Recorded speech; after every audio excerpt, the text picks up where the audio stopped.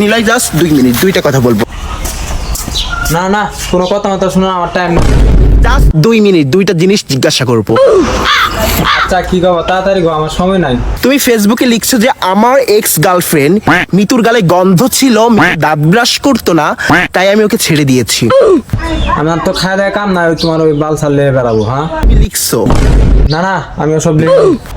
তুমি যদি এখন তুমি অস্বীকার করলে কাজ হবে না, আমি নিজে দেখছি, নিজের চোখে দেখছি, তোমার স্ট্যাটাস দেখছি আমি। না না, সিরিয়াসলি আমি লিখিনি। তা কে লিখছে? তুমি লেখো নাই? তুমি লেখো নাই, তা কে লিখছে? তাইলে মনে হয় আমার বন্ধু রাব্বি লিখছে। একদম মিথ্যা কথা বলবি না।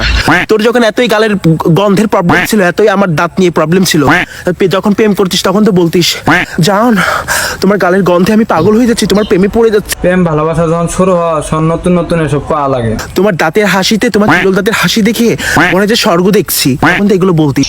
ওটা তো আমি এমনি কইছি। ভুলে গেছিস?